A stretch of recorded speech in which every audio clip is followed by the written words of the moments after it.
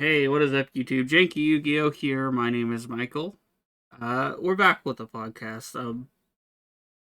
Have a few I'm topics, here too. but I think mostly we're just gonna BS, really. Um, My camera's right here, but my second screen, which I use for everything else, is right here. So I need to my fix this camera, eventually. my camera's right here, and it's just got this like side shot of me, and then my mic was like right here. But Mike's actually in the shot. yeah. Uh, few things of topic. I know that there's stuff from like Infinite Forbidden that people were talking about for like the rarities got announced for some of the cards, and then a lot of other cards we still don't know. One of the big ones being that the moon, the link to the mini goddess of the underworld is the link 2 version is like only a super or regular rare, and people are, oh, it's the end. I mean, I think that's fine as long as it doesn't get super short printed. Yeah. Um, I hate using the term short printed, but it exists in very rare situations. But Mm-hmm. I know people say that card is busted, but I think they just don't realize if people actually play around it and its existence. I mean, I still think SP is a better play than I think you know. the main Or, thing, or at least for that link too, is that it is a light fiend, and it's easy to get into light fiend. That's why it's a problem. oh, actually, yeah, that makes it busted because then Fiendsmiths can use it. Yep, Makes sense. that's why it's so good. Is that like it leads to a lot of the more degenerate and more broken fiendsmith boards and stuff like that. So like that's pretty much why. I'd not convinced Fiendsmith. I think is going to be good over here, but I think it's going to be like Adventure, where it's just an engine that gets splashed into a lot of things. I don't think it's going to be like the end all be all like some people are saying. I've We been don't have Max C. yeah, I've been wrong before Like, though. So and yeah, I mean, you're allowed to be wrong. That's the great part about podcasts and stuff. You can be wrong, and like, bar anyone that watches this, they're not going to call you out on it.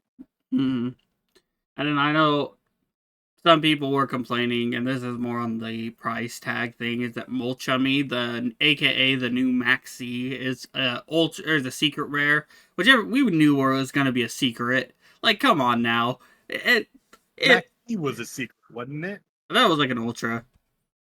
Um, Oh, but it wasn't like as good at the start of the game when it first got introduced. You can look it up. I don't know. I've I feel like it was a high enough rarity because I think it started at a higher rarity and it got the reprint. Well, Ultra was a pretty high, was actually considered a high rarity back then. So Yeah, like, that makes sense. because No, remember, Storm of Ragnarok, it was a secret. Yeah, I thought it was a okay, secret. okay, That made it hard to get because Storm of Ragnarok was one of the just sets that were like it was sad. that were like wasn't didn't have like a huge print run.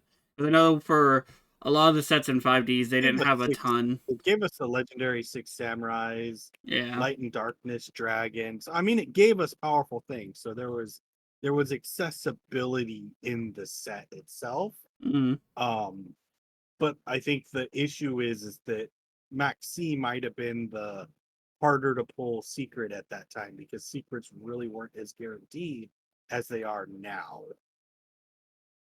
Also, like rares, were like the only rarity that was actually guaranteed then. Because Yeah. and that wasn't even always the Yeah. case. I remember when rares, there was a chance you just didn't get one in a pack.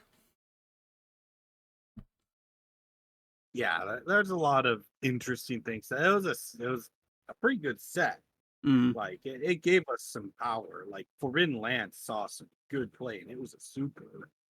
Like, but yeah, Maxi came as a secret in that set. So I mean, that's pretty nifty. All right.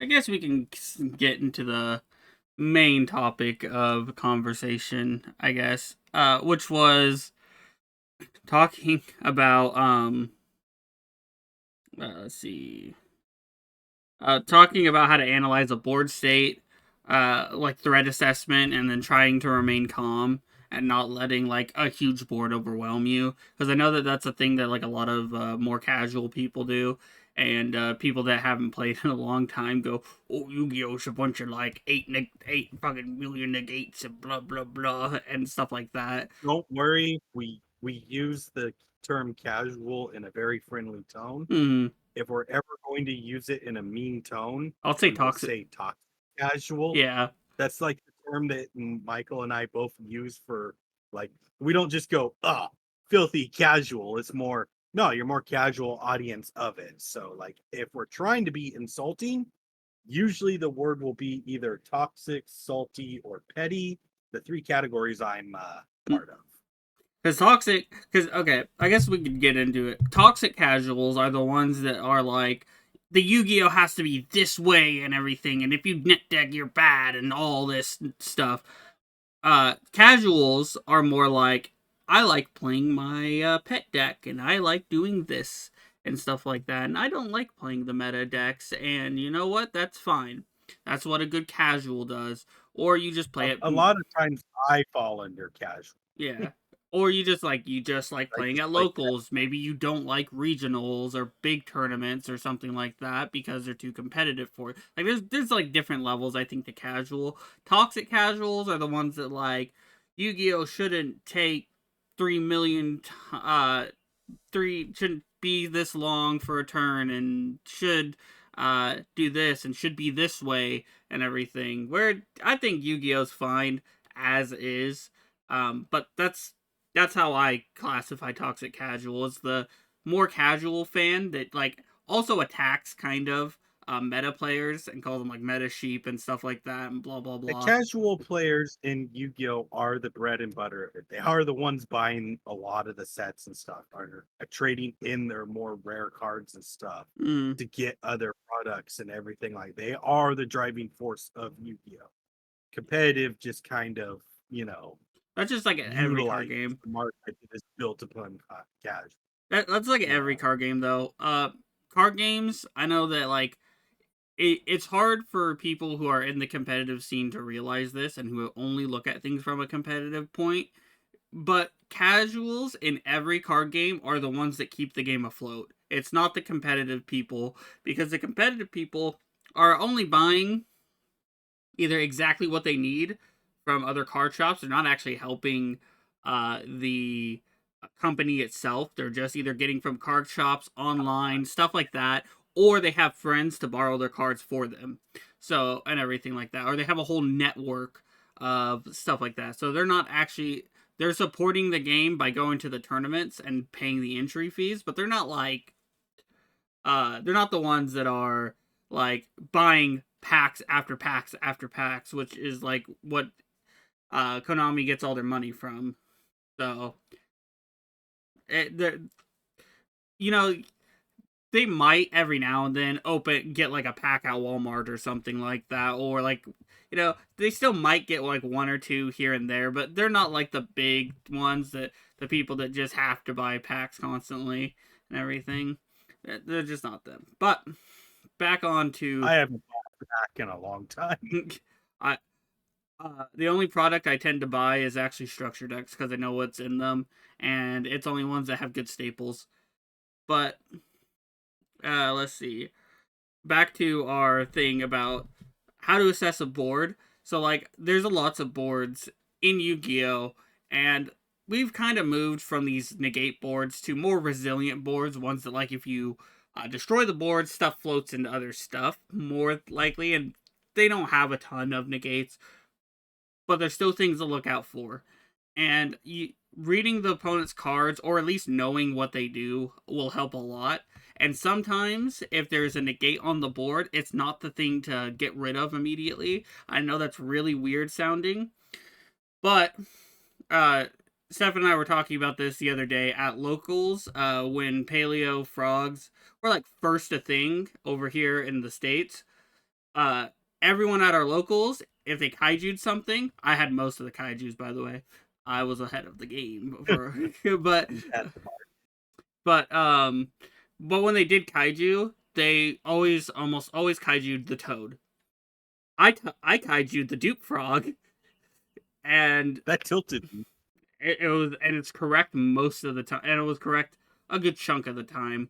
But it's like there are ways, and I know it's harder to assess certain board states than others, and uh going into examples for like sword soul.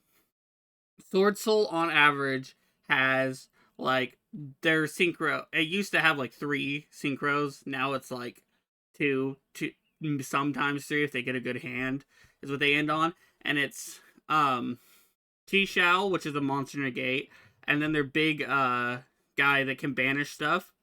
Like the negate is less of a problem than, in my opinion, is less than a problem than the non-targeting banish, but in like most cases. But there's a caveat to that, since that level 10 can protect itself from being destroyed by a card effect. So keep that in mind. So like if you were to kaiju one, I say kaiju the level 10 every time, personally.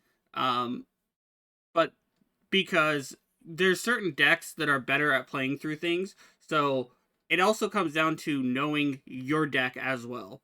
What can your deck not play through? Can it not play through a monster negate, or can it survive a monster negate but not take a banish from field and graveyard?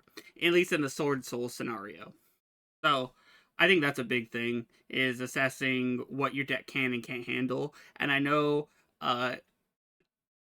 some cards are better to hit than others. So like in Kashtira, I always hit Birth, which sounds weird, but Birth, because it banishes three cards from the graveyard, there's a lot of times where Yeah. that just messes you up.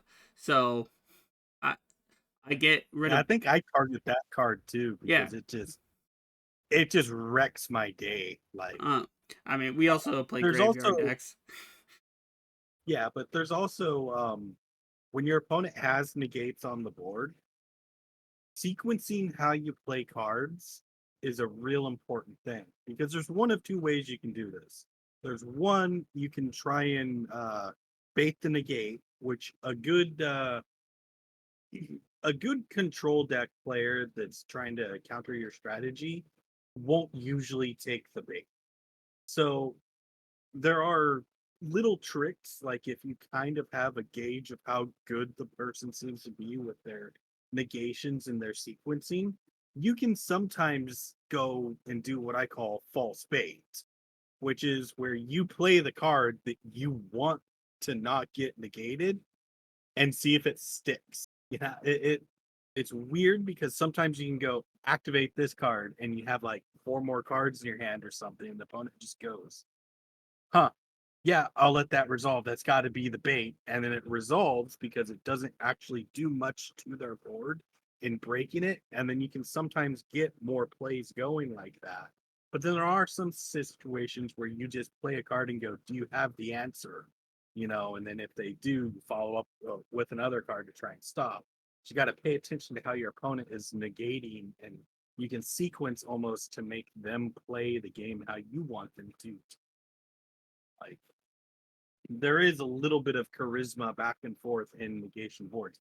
And sometimes you just draw your hand and go, yeah, no, I can't win this. Let's go to the next game. Um, Because not giving precious information to the opponent is, you know, it can be important. A thing to how I break a lot of boards, because I do play. I am usually able to play through a lot of boards. How I end up doing it a lot of the time, I will sit there, and I plan out my next like several moves, and some people that takes a long time to do, and I know that not everyone can do it as fast as I can. So like, because I'll sit there and I'll think for like, I'll either think on my opponent's turn while they're making their board, like, okay, they made this negate. What do I play first in order to stop it? And what happens if they negate it, and what happens if they don't? and then oh, they made this negate too. So now I have to think about how to do this and that and stuff like that. And I kind of go through the motions, and then when I look at their established board, I go, all right, if this goes through, the thing I'm gonna get is this, and if it doesn't go through, hopefully, I can continue playing and stuff like that. I kind of just play my cards in a slightly different order, which I would normally, and to try to either get negates, or if they don't negate, find a way to force a negate. Uh, I'm very good at forcing my opponent to do stuff because of how I threat assess and how I analyze a board state. So one of the things is Stefan said I'm really good at forcing it. Uh, our friend Yu-Gi-Oh! Commander says that I'm one of the best technical players he's ever seen because I'm really good at that. It's just you got to think about how to get your opponent to do stuff that maybe they don't want to do, or like forcing an answer. Because like Book You're, of Moon, you're forcing a lesser of two yeah. evils. So like Book of Moon's not a great card, is a okay card, but I'll use it as an example. Firing Book of Moon on like something like Toad, right? Totally awesome. You are for a Toad is either lets itself go face down or it's forced to negate it because that Toad's shut off then anyway. So there's certain cards that just force something like that to happen. That's why Droplet's such a good card. They can't force things to happen, but you could stop their board if you do things right, and all that. There's things like that.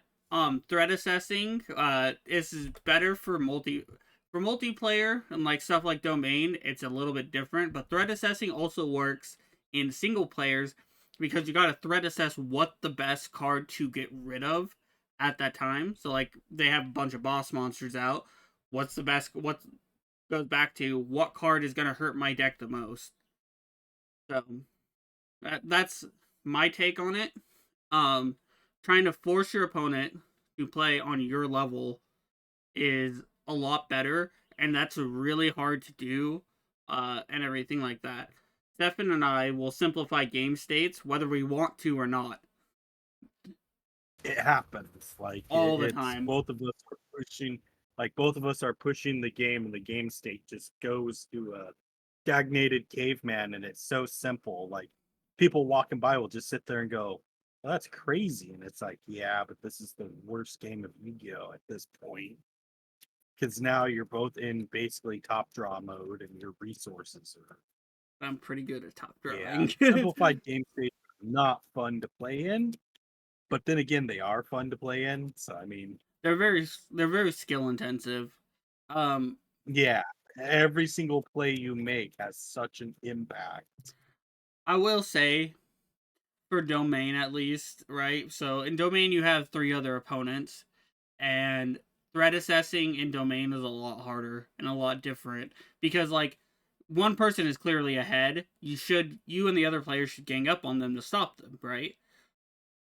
You should I also take mean, yeah, you should also keep in mind what deck that they're checks playing. and balances. Yeah, but you should also keep in mind what deck they're playing. Like if you break their board and they're playing something like Kashkira, where they could probably do it again, should probably just take them out, even if they have no board, because they're gonna do it again. But if you are playing against someone who builds a crazy board and then you break it and they don't have a lot of follow up after that, for Domain specifically, They become a resource. you let them be a resource. Uh, I learned this from playing years and years of MTG's Commander format, which is also a multiplayer format with similar rules, but different enough that they're kind of distinct. But threat assessing is very important. Another thing that's very important is don't when you stare at a board full of monsters that have negates and have like all these crazy abilities, all these big boss monsters, don't panic, don't get overwhelmed. Stop and think, how many can I play through, and is it worth showing my opponent if you're going second and it's game one? If you're going second and it's game one, stop and think, is it worth showing my opponent what I'm doing and not you go to game 3? If it's best of 1 like on Master Duel, uh sit down and chat while they're making their board, do what I do as best as you can. Think of how many you can play through and how much stuff. They have 5 negates, you have 6 cards. Try to make that last card be the one that starts all your plays. If they have 4 negates and like a bunch of cards in hand, you can expect that they're going to have hand traps probably. So keep that in mind too. There's a really sometimes you can't play around hand traps as much as you like when you're staring at a board of like a bunch of negates. But as an example, I lost to this, but I did almost play through uh, pretty much triple Quasar and then a summon negate, and I almost still played through, Yeah. and I almost played through that and an Ash Blossom. I and it wasn't, and it just, I think it was the last card was an effect failure, and that's what got me. I I had all this stuff, and it was the effect failure that finished me because I was able to play through the rest. But uh, Effect failure do that. but that's just kind of like an example, right? Another example is I'll play bad decks sometimes, right? I'll play like some of the worst decks you've ever seen. I played Chess Fiends and I have forced people to play on my terms and got them to blow things and broke their boards with Chess Fiends of all things. Chess Fiends are one of the worst decks ever. They have a maintenance cost for essentially 1800 vanillas. Yeah. It's just one of those things, and you can break boards. I'm not trying to brag, but it's just that like once you learn and once you play a lot more, you can learn this stuff. One of the things that I think taught me is that I was a budget player, or I played with what cards I had for a long time, and I would try my best to beat people that are way better than me or that are had better decks at the very least. I feel that. So like our locals, for example, I didn't have money. Best thing, really, I didn't have consistent income. I should say. I'd mow lawns sometimes. I'd babysit for money and stuff like that. But like I didn't have a ton of it, and all that. I didn't really have too much disposable income. So like with, I have Ritual Beast as a deck, and that was I had to like every deck I bought had to be a deck that I used for a long time. Great Kaiju's is a deck I used, stuff like that. And while I was playing like Spirits and stuff like that, we had a person at locals playing Forts when that was meta, and Infernoids when that was at least tier 2, and Shadows and Teller Knights and stuff like that. Our locals wasn't like, Fire Fist. and Fire Fist. I made our Fire Fist player rage quit for like a long time and everything because I just OTK'd him with Black Wings. Because the Black Wings I had forever, a deck I've had forever. So it was like one of the only decks, and I opened up triple Black Whirlwind and Shura. So, and that Oh, was just game, and it was really he got so mad he pretty much ripped his Fire Fist deck in half and threw it in the trash can and walked away.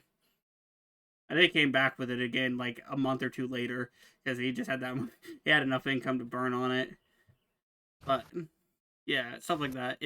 You learn how to play with what you got. It's just kind of and everything like that.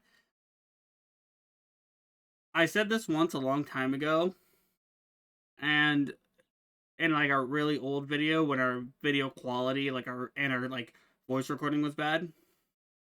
It is yeah. possible to play casual decks at a high level, as high of a level as you can possibly take that deck. It is very possible to play them at an insanely high level.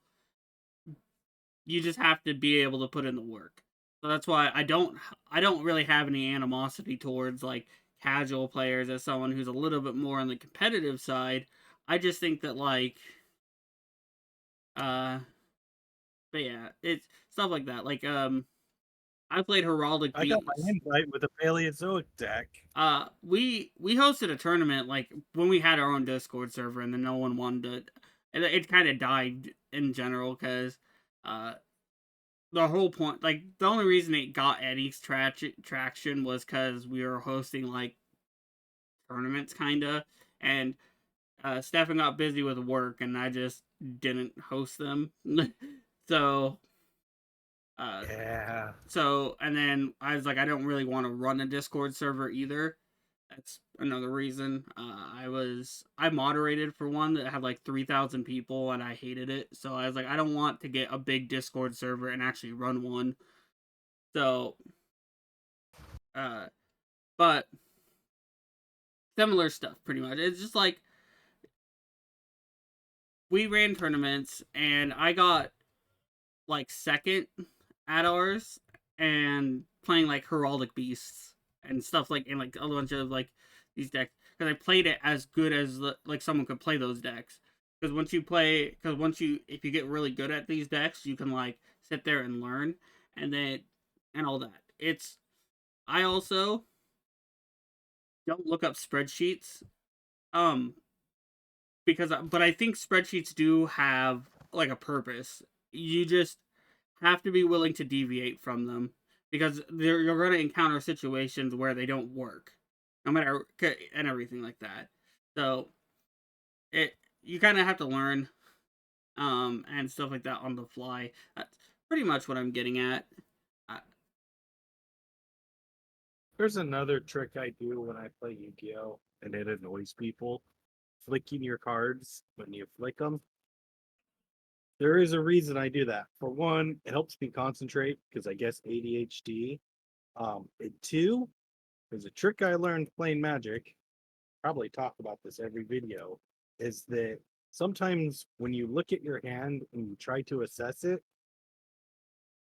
you are looking at it and you're not seeing a play. So if you shuffle the cards a few times and you look at them and you shuffle them a few more times, sometimes you see plays that are better than what you were thinking of. And sometimes you do what I do and say, yep, still bad. um, so shuffling your hand can help. I You don't need to go like a million miles an hour like Stefan did in the Yu-Gi-Oh! Commander video.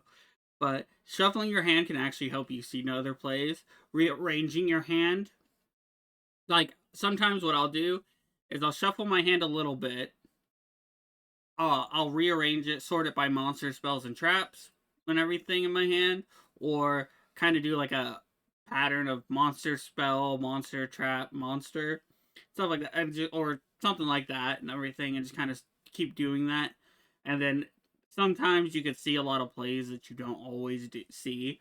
Uh, and you can sometimes see cards in the right order that you need to play them, if you start rearranging cards kind of unconsciously in your hand, like it. Because the thing is when you're looking at your hand in Yu-Gi-Oh, you might not be actually comprehending what's there. Yeah. Sometimes, like you're saying, rearrange the hand. Like that's what I do is I effectively rearrange my hand, by doing the shuffling. It's because I'm looking at the card, but my brain's not processing. So like here, okay, If so everything's in the same sequence, it's not going to process it. So sometimes it's easier to rearrange and do things. It's a really good trick to, yeah, no, don't shuffle them 500 miles per hour. That's, here, I got a hand of five that, cards right that's here. trying to, So sometimes I'll sit yeah, here, I'll do I this, think they're, I'll do this slowly and just kind of look at my cards, and sometimes I'll be like do and kind of move my cards around like that. I've separated it into monsters and spells, and then sometimes I'll go like this and separate by spell, monster, spell in this exact hand, right? Like this type of hand, and just kind of do this, so it's still in the same order, kind of, but it's just you go okay, and then I can figure out what the best course of action is. So like, the uh, trick I like to do is when I draw my card from the deck, I like to kind of hover it face down over the board so that I'm forced to look at the board while I'm drawing this card so that I don't put the blinders on and just forget what's on the board. Sometimes you need to see the board to know what you need to do with those cards in your hand. And then like you can just look at the card that you've drawn, that you're holding over the board, and you can look at it and look at the board. and see if it changes the impact that you have on them. Yeah. Another trick I learned playing Magic. I played a lot of limited in Magic, and that was one of the things that limited is kind of interesting, especially like it's honestly a shame that Yu-Gi-Oh no longer has an official limited format because limited can I get played a you lot of Magic. insane skills at assessing board states if it's a proper limited format. Magic is good about it because almost no matter what set you get in Magic, you have to assess the board state just because of how Magic works. So it's a little bit different, but like with Yu-Gi-Oh and like the Battle Pack draft, sometimes you go, "Oh man, they have these two back row and this card is in the draft, right? So maybe I got to think about this card. I got to think about that card." Uh and stuff like that. There's also cards that I instinctively randomly play around that because I'm old, older Yu-Gi-Oh player, I just kind of do. I Mirror inst- Force, I instinctively play around Mirror Gore, Force, Gores. Sometimes I play Tripia. around. Sometimes I play around Battle Figure. Uh, Battle Fader's is crazy to play around. it's funny because I'm a big advocate for just ending the opponent and everything when you have game on board. Just go for game and not overextend your resources for multiple reasons. One, it respects the opponent's time more. Because I think it's disrespectful when they have game and they sit there and they keep playing and keep playing and keep playing and stuff like that. I find it highly disrespectful and a waste of my time, and like I feel like I'm being disrespected. Why I get really annoyed, specifically hero players, because they're really guilty of it.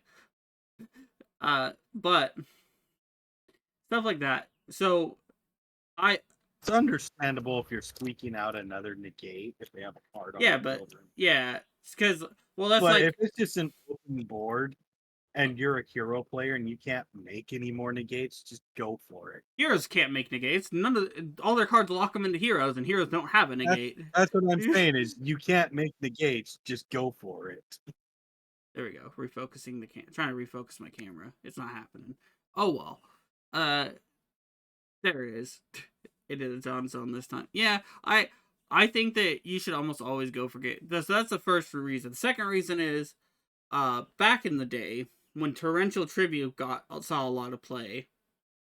Uh, Playing around torrential was a big thing you had to do because you could lose to just one single torrential. So Oh yeah, look at the Chef series and how impactful Torrential Tribute is on their games.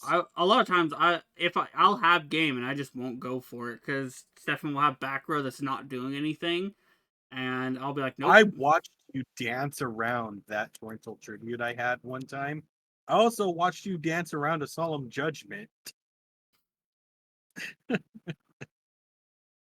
Yeah, It's kind of funny to like watch those and you know actually look at your hand and go, "Oh yeah, I totally had you if you did that." And you're just like, "No, these cards are I refuse. you're gonna hit me with them."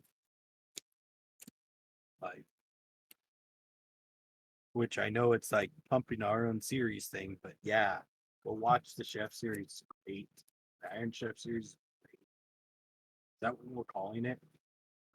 I have it as like Iron Yu-Gi-Oh or or Iron Iron Man, Yu-Gi-Oh. Okay, Iron Man Iron Yu-Gi-Oh, Yu-Gi-Oh. Iron Man Iron Yu-Gi-Oh. Man Yu-Gi-Oh. It's a good series. I almost Like had it you can as really see the skill. I almost You can actually see the had it technicality. as Iron Yu-Gi-Oh all as one word, but it looks like Irony Go and Irony Go, and I was like, no, no, that looks stupid. I don't like it. I don't like that. So, Irony go. Get the wrong kind of viewers with that. mm-hmm. But that series, both the first season and this one have taught me a lot about the past formats and everything because I played through most of these just like as the game was coming out, but I wasn't like Yeah. competitive in them. I've kind of played Playground Oh yeah. Yu-Gi-Oh for a lot of them. Playing with some of these cards has really shown me how Yu-Gi-Oh was. I Uh, I still had a lot of these broken cards as a kid. Just because I was lucky, I just opened them in packs. Chaos Sorcerer was a common, so I had it. Forceful Sentry was an ultra, but I got it anyway. Genzo was a secret, and I got it.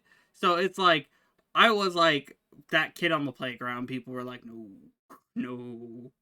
Although they weren't all in the same deck, so like that's it. It's a little bit different. It's just one of those things. But it showed me how to play around certain things because as the times evolved and stuff like that, and how you got to play, I changed my play style as well. Yeah, playing the older formats with a modern perspective is so It's strange. jarring sometimes. It is really strange how like the boards that we could just like hell, I found one of my favorite formats playing through that series. That's gotta be Trooper format. Like Troop Troop Scoop. It's a beautiful format. It is anime Yu-Gi-Oh! I don't even remember. I want to say that we played it before we did the first season, and we just like all of a sudden loved it for some reason. And I don't even know why I we played think it. we did. I I think we did play it before because I was just like, hey, why don't we try some old we I think Josh actually told us we should try older formats, and so we were. And I went, you want to try Troop Dupe Scoop? Because I didn't play very much Yu-Gi-Oh! When that was out. I want to try that. And you're like, sure, I think I can make Diamond Dupe Turbo. I remember we tried goat format first. We played like a few games and I We went, played I hate this. This Go, we played Edison, we played Firewater, I believe. Firewater was Um okay. Oh, we played Hat. We played We played Hat. We love Hat. And then like after Hat, we tried out Trooper format because it's like, let's try it. And you're like, you know what? Screw it. It's an OTK format. How could and then we played it and then kept playing it and we went, oh man, this is like the premier format right here. yeah. Like So I will say my favorite year in Yu-Gi-Oh is 2014. I think 2014 is peak Yu-Gi-Oh. It's the best it's ever been because there's not a single bad format in that one. In my honest opinion, I don't think there's a bad format in 2014. There's thinking back to 2014, and that was Fire Water, okay, uh, yeah, Firewater sense. Hat, Okay, Hat, yeah, those are some good formats, huh? Duelist Alliance, uh, Oh, we got Alliance. Okay. you got Secrets format, which is like Secrets of Eternity, which had Cleaforts and stuff like that. It's Cleaforts and Infernoids and stuff and all that. 2014 to like early 2015, right before Necros, I think that is peak Yu-Gi-Oh. Necros would have been really good format too if it wasn't for the Jin. 2015 Yu-Gi-Oh for the most part is also really really fun as well. Just in general, It is. that whole thing is really good as well. There's people that actually believe that when they took Snatch Steal off the list in like the 2015 list, that it was fine. They don't know why they rebanned it. And I'm just seeing there going, oh did you never lose to oh your opponent? Just go Snatch Steal, take your monster from you, and beat your I face with can't it until you lose? I can't tell you the amount of times I have lost and won to Snatch Steal in that one format. There's so many times where I Like had game it is and then it they was top deck not Snatch fair. Steal. It was one. It's I lost to my own Thunder King Ryo. It's just like Snatch Steal your Thunder King Ryo. Kaboom. Kaboom. It's like, yeah, I'm losing to my own Ryo. Great. yeah. That card was not.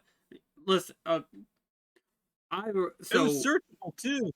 mm, I remember like when it came off the list this time, and now it's still off the list. When it came off the list, all the Yugi tubers that played during that format were like having a conniption about it because they lived through it, and I understood why because I lived through I it. was afraid. I was afraid, but you were like, it's fine, it's fine. We have better stuff now. And I'm like, oh no, man. We did, and we still do, and that's why Snatch still sees no play. We had change of heart for Pete's sake. And like, yeah, it's change I of was a hearts on little one afraid card. of Change of Heart too. Change of I was super afraid of Change of Heart too. we have change But of then I heart. played with it and went, God, this is awful. Yeah, we have change of heart. We have mind control at 3, and we have snatch steal. So like, and it's fine. Like honestly, uh, it's actually kind of annoying when you have all of them in a one single deck. Then it actually gets annoying because you have a critical mass of these cards that you always have, I and did they. that to you, didn't I know I? you did, and they're really good at for going second because they force answers. It's just going second. You're like, what? I'm like, grab it. And you're like, stop it. Grab it. Stop that. Grab it. Okay, you can have it. I'm like, Sprite. You know what's worse is that with like triple tactics talents as well, you can play up to 8 steal your opponent's cards if you really want to, and Yeah. there's a lot of situations if you're going second that's correct. Like I was like, when I was playing that Go Second Sprite deck, it was, give me that. Oh, you're going to answer it? Okay. Give me the other thing then. Oh, you're going to answer that? Okay. Give me that. board breakers, those I would consider board breakers nowadays. Board breakers are really effective. Like you, I think we're hitting to that point where we've already hit the point where 40 cards, uh, it's okay to go over it. We've almost, and I think with some decks, it's okay to play board breakers and hand traps too.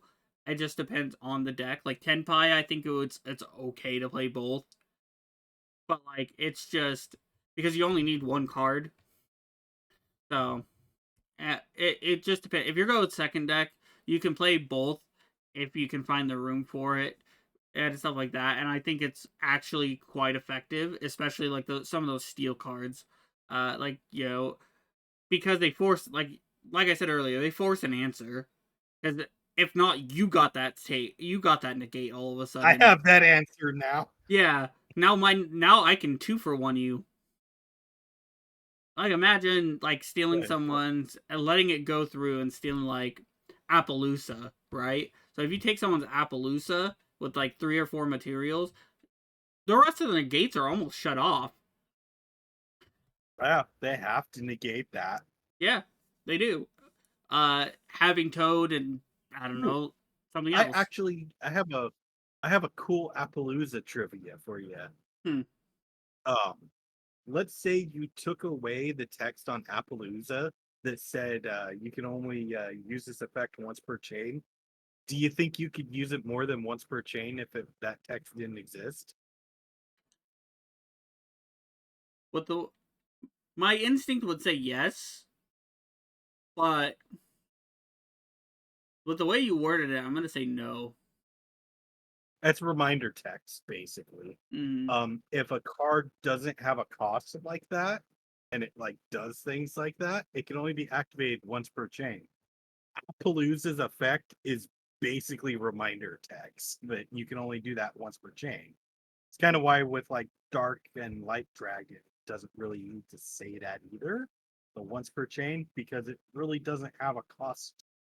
So effects that don't have a cost can't be infinitely activated like that.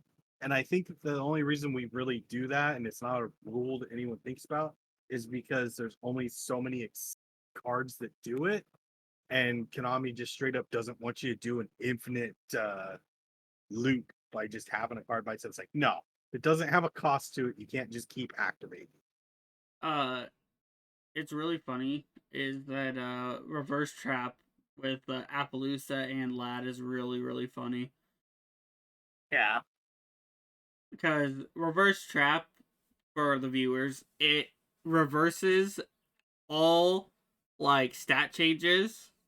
So like if something would be divided by half, it's multiplied by 2 instead. It even says that. So if something is decreased, it's increased. So like Appaloosa, it says gain 800 every time you negate a monster effect. But Yeah. I don't know if this is official, like in terms of how it works on the TCG. It could just be that like that's just how the programming works. But on Master Duel, it actually counts every single one going up for the turn, and then when Reverse Trap ends, it goes down to the proper stats. So It makes sense that it'd do that. You'd have to keep track of. yeah, uh, I know that Appaloosa plus Moonmere Shield has infinite negates.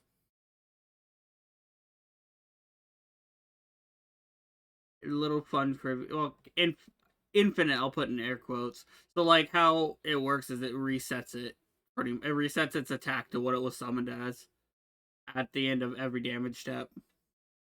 Oh yeah, that makes sense. So yeah, Oh, I remember when we used to play with Moon Mirror and it would reduce the attack.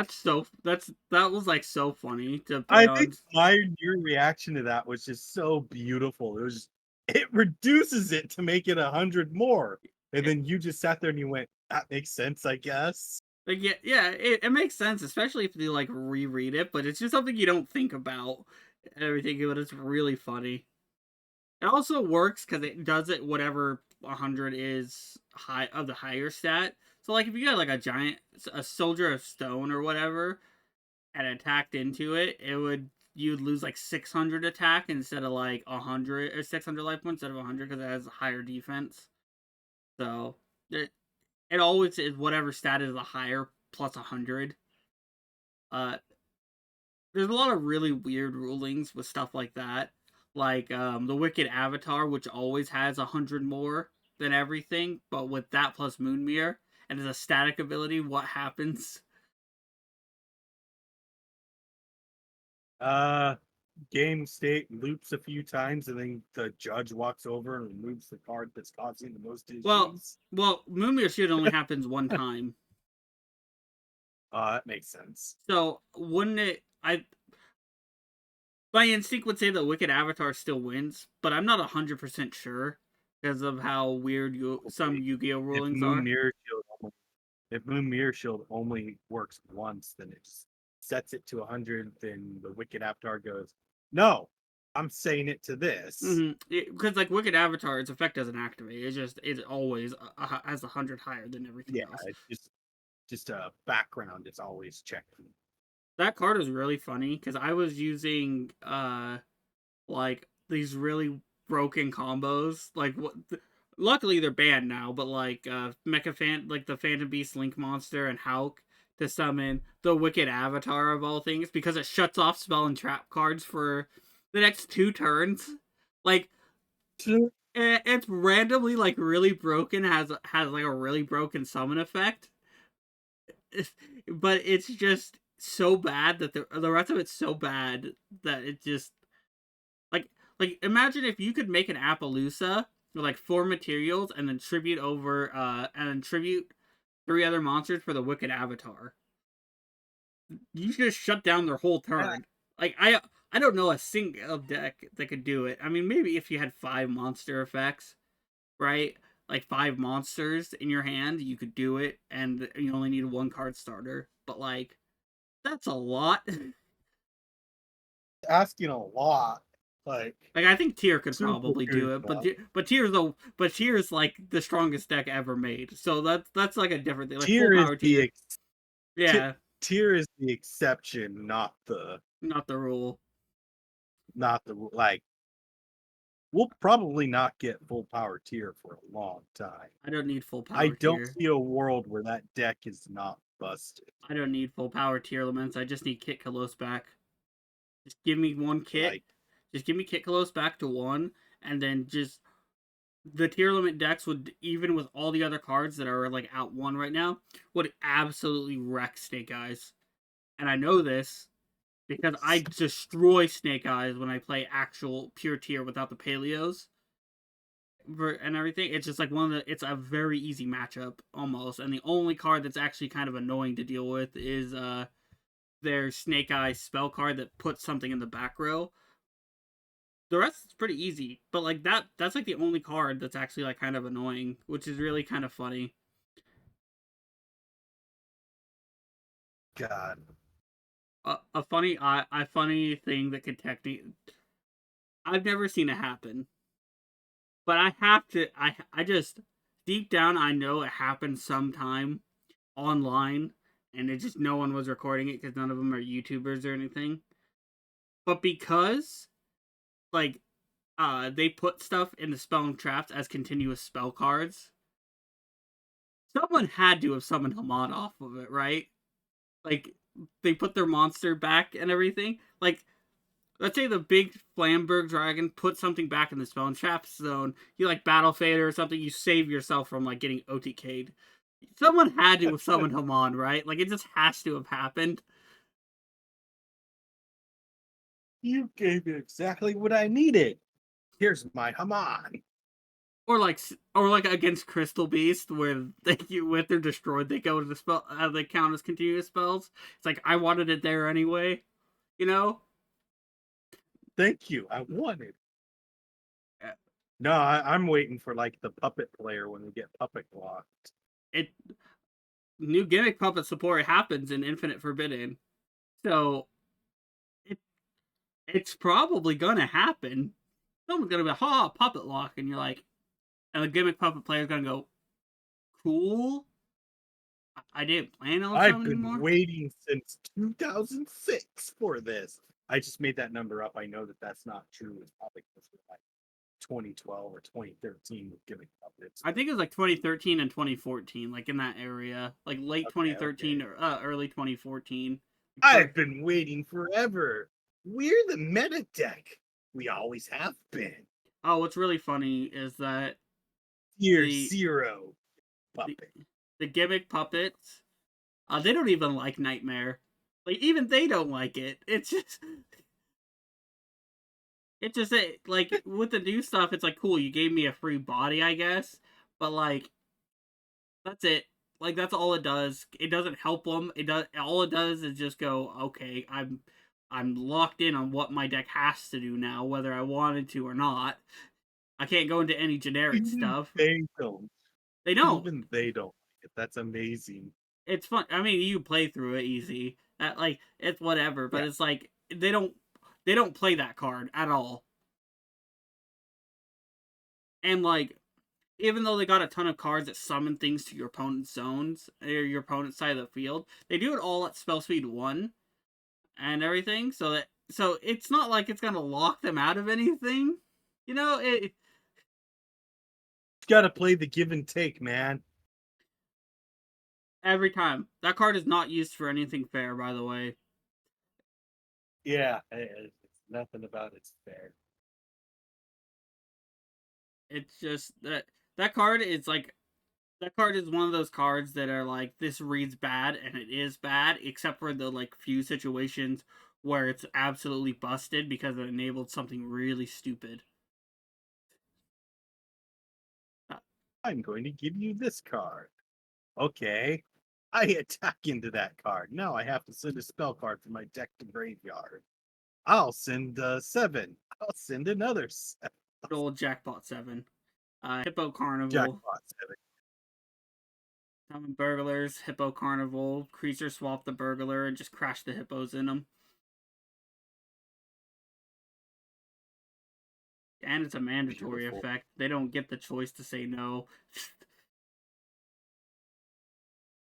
Hippo Carnival. Win today. Hippo Carnival is one of those cards that if it didn't say you couldn't use the extra deck would be broken while you have the tokens. Oh yeah, that's why they did. It's goat. Come on, the thing is just scapegoat. Yeah. Better. So there's the scapegoat. There's the They were one like, that no extra deck. there's the one that summons just the 3 tokens and it's scapegoat pretty much. And then there's the one that summons like 5 or like 4 tokens and a hippo from the deck as well. Yeah, And it's the same stipulation as you can't summon anything from the extra deck that turn. And it's like, you just leeching the light, and you give them a kaiju, yeah, and you just leech the light. yeah. I loved seeing that combo. That combo was so funny. That Kaiju was so great. 10,000 attack. 10,000 attack tokens. I want to say, because people go, why did Catapult Turtle get hit? Like, you didn't have your opponent go Horus, Horus, Horus, overlay, overlay, overlay, summon a freaking Uh, summon the stupid New turtle, detach, bring out the freaking Numeron big Dragon. number and Yeah. make it big and then tribute it away and go, "You lose." That's actually I why had it it did. happen. That's actually why it got hit. Is over in the OCG. Is because of that. It's funny because that whole combo stops. Gets stopped by one effect veiler or one imperm. But OCG and Master Duel. That's also why it's hit over in Master Duel as well. OCG and Master Duel both play a lot of best of one, so they don't have as much opportunity to stop it from You happening. don't get 3 chances to stop it. You get one most of the time. Hey, So you have 1 chance. I haven't And, got like, hit with it's it so on stupid Master because, Duel. like, people are like, "Oh, can we copy your homework with that thing?" And I'm like, "You don't get it. You guys obviously haven't tried playing, like, It, I you guys just haven't played as much as me because I've encountered that deck, and I just sat there and went, 'Huh, you know what? speaking Yeah, speaking of that's copy, a good deck.'" I'm gonna get on a rant here. Copy effects are broken in Yu-Gi-Oh. That don't. Oh, yeah. They should never. The only one that is legal, I think, right now is Phantom of Chaos, and that's because it like eats your normal summon. There's no like good effective way to summon it from the deck and actually make use of its ability to an insane degree. Like, but like all the extra deck ones are broken and have been. The only one that's not is the Tyrant Neptune, and that card's broken because it just special summons itself. So yeah, copy effects in Yu-Gi-Oh even are broken. I know. Oh, they could just ban all the cards that copying their effects are broken, and yeah, that would work. But why? When not, we can ban 3 cards that do it I instead of like 8 or like 8 million. You know? like, yeah, but why even print copy effects in the first place if you know it's going to be so busted with other I cards? don't know. I Like, don't look at our turn skips cards and stuff. They have really obscure ways to get them to go. Like, like the world has you have you Arcane have to Force the send World. you have to send 2 monsters. You have to win a coin flip unless you have the field spell, and you have to and even then sometimes you don't always win. It just depends on like what deck you're playing. Because I've seen you lose after world comboing someone in Sprite, and I was really confused because every time I played that deck, I OTK'd them on the next turn. So I was really confused on how you did that or how you managed that in Sprite the World. And then you got hit with evenly, and that was really funny. The other turn Yeah, that skip, evenly really got me. the other turn skip card. I mean, I know there's like one that Six Samurai has that requires you to have like 6 or like a ridiculous like weirdly like a weird specific amount of Six Samurais and like a weird condition that triggers it to skip their turn. And then there's like technically it does it and it's a little easier to pull off, but you have to play a really bad deck. Mischief, Valkyries. yeah, Valkyries with Mischief of the Time Goddess. They just skip all the way to the next battle phase because you don't get a second battle phase. You get to the next turn is what literally what it says. The next turn, you just jump to the next turn's battle phase. You even get another main phase. You even get the main phase 2 and Did they everything. take that card out of YGO Pro Um, they or took not that even card. put it in there? It's on Project Ignis, but before it was Project Ignis, yeah, it wasn't on there, and that's why Valkyries, when they first came out in the TCG, and they couldn't really be played effectively on Project Ignis because of that card. That card was missing, and that card was needed because that deck sucks, and it needs that second battle phase to actually OTK in an OTK deck. It was crazy because it had the anime version of it, I'm pretty It sure. did at one And then they point. took the anime version off of there. I think it's because the anime version didn't even work properly. I might be wrong, but I think that one was always bugged as well.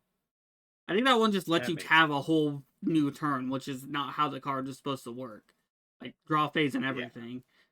But yeah, we've been rambling for almost an hour, so we can cut it here.